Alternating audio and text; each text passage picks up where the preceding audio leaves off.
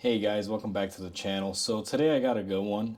Basically, I have a Chrysler minivan here that is leaking power steering fluid all over the floor.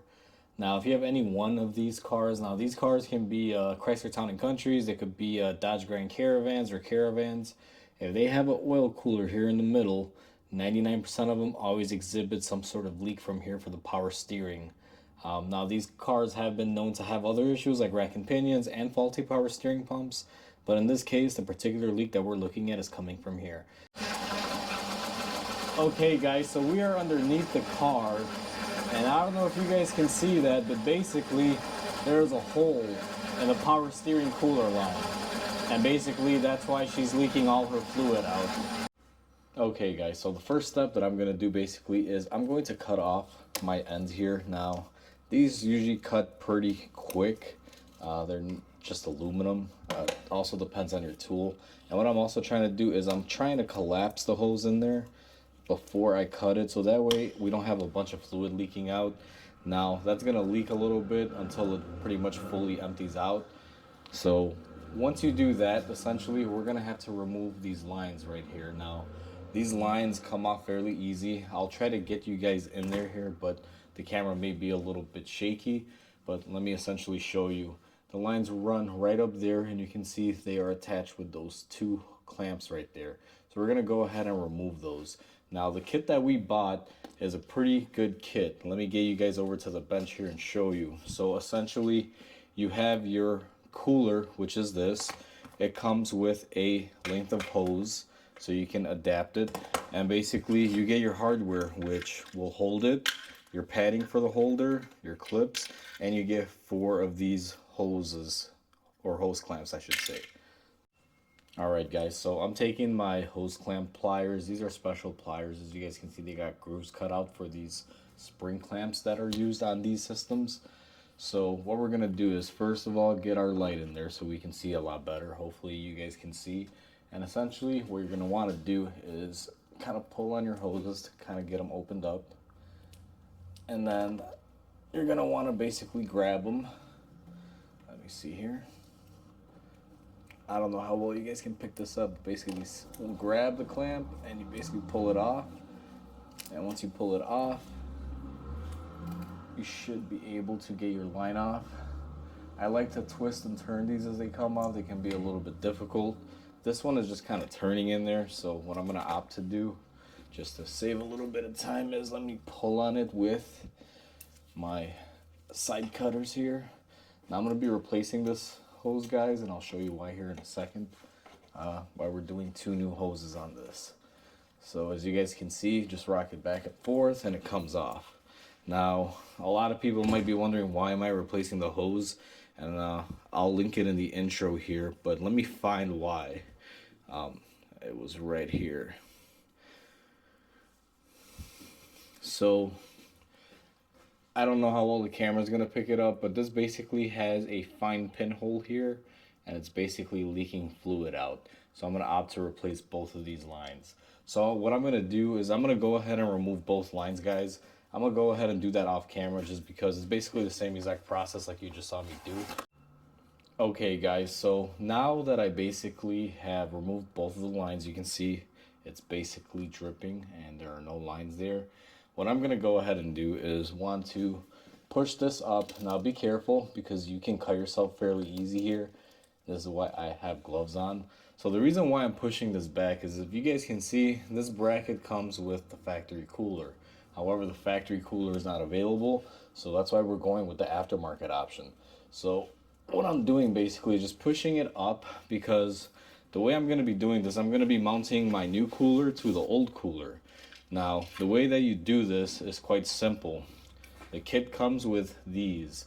These essentially, what you're going to do with them is, I'm going to come up behind here, and you're going to want to push them through the fins of what you're bolting it up to. So essentially, I'm going to drive it through the middle of the old cooler.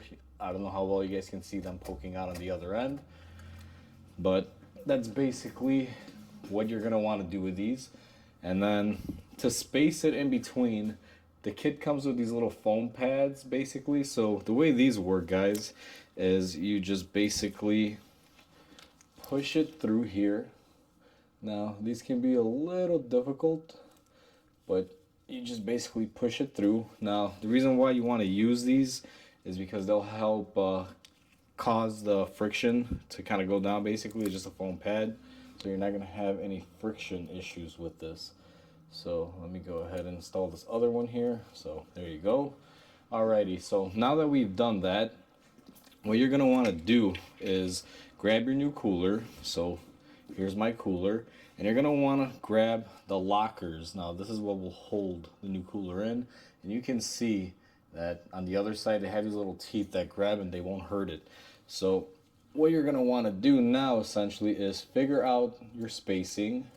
I'm going to say first one's going to go here, and you want to be gentle with this stage. You don't want to just go crazy on this and just push it in, because you can actually damage your new cooler if you're not careful. And then once you do that, essentially you're going to want to pull the rest of your holder in. Now these are kind of like zip ties. They're very weird, I guess you can say, form of a zip tie. Essentially they have little rises right here, and then when you put this in there, basically it locks into place. So once you set this, guys, you're not really removing it, just to give you guys a heads up. So I'm happy with my positioning. It's basically right there where I want it. I'm going to take my locker, and you got to do it with the little teeth side facing inward towards the unit, and basically push it in, and just like a zip tie, you just push it together and it'll basically hold it. I'm going to do that on the other side here as well. And once you do that, you're basically done. Now what you're going to want to do is cut the extra remaining portion of it. Once you put these on, you're not getting them off, and the only way to get them off is basically to break them. So let's go ahead and cut those off. That's essentially the new cooler. Now what I'm going to do is I'm actually going to take the length of hose that came with this kit, and I'm going to measure it to my old hoses. Okay guys, so I was running out of time, so I had to do this off camera. What I did was I just took the full length hose and I basically started installing it on the car side, the lines that were going to the car, and you see me just, clamping it up there, and I measured it and cut it out according to where it should be. I'm using some pliers to get the lines on. This rubber hose is very tight and very difficult to get on there. And then once I got everything on there, I tightened it up by hand, as you guys can see right now. Then I move on to putting the new line onto my cooler. Now I had to loosen up the cooler. These things were fighting me.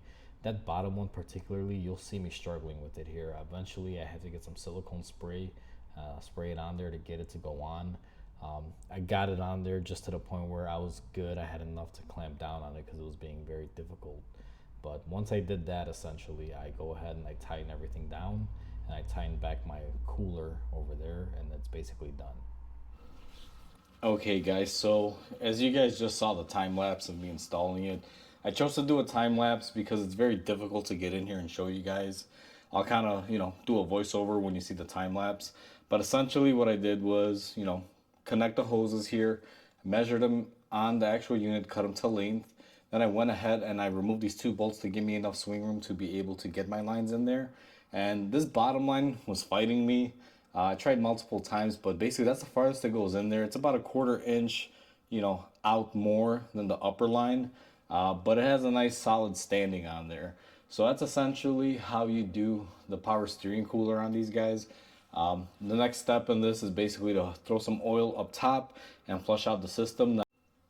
Okay guys, so now that I'm done with the cooler portion underneath the car, what you're going to want to do is basically remove the cap out of your power steering fluid.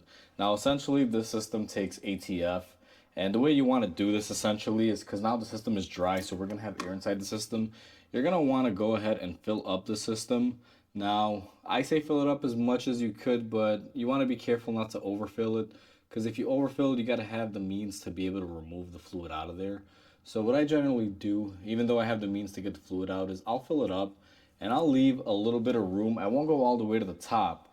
And now basically what I'm going to be doing is going inside the car, and I'm going to try to purge the air out. So the way you do this is you fill up the reservoir just like we did, and without the engine running, you're going to go inside the car, and you're going to want to move the steering wheel right to left, lock to lock a few times, meaning take it all the way until the steering wheel stops, hold it for a second, and keep doing that. I normally do that 2 or 3 times, you know, just to make sure I get as much air out. And you want to hold it for a second or two once you reach the lock, mainly because that'll help purge any air out. So essentially what I'm going to do is I'm going to go ahead and do that.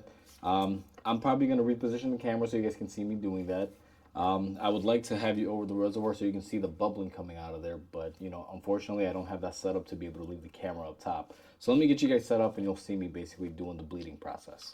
Now what I'm going to be doing now is basically turning the wheel. Now if you notice my wheels are off the ground, that's because the car is on the lift. If you have the wheels off the ground and you do this bleeding process, it's probably the best way to do it, mainly because it'll allow you to move the wheel very easily without any drag. So the best practice would be to have the front wheels lifted. As you guys can see, I'm turning the front wheel left and right just a few times, and when I get to that lock, I'm basically holding it on there and kind of jerking the wheel. The reason why I do this is because it'll help get rid of any air pockets that are basically trapped inside the system, and it'll help bleed it. Now, this won't get every single air pocket out, guys. There's still going to be air inside the system, but you get the majority of it out. So now that we went ahead and we did that, what I'm going to do is position you guys back by the power steering reservoir, and we're just going to top it off and finish off this process. Okay guys, so you guys can see that we're basically getting aeration. Even though I turned the wheel left and right, lock to lock, I got some air out, but not a whole lot. You guys saw the fluid level rise. Basically, there was an air pocket in there that wasn't coming out. I went ahead and I started it up and I filled it up while starting it up. Now, this will normally happen when you start it up. As you guys can see, it's pretty much aerating. You can see the fluid is, you know, bubbly and pink. It looks like a strawberry milkshake. It's not clear. So this is to be expected, guys. Now, sometimes you can get all the air out just by lock to lock. Sometimes you can't. So what we're going to do in this scenario is we're going to let this car sit. It's probably going to take about a half hour for all those air bubbles to die down. And then we're going to go ahead and start the car back up. And we're going to basically bleed it some more and add the fluid to the proper level.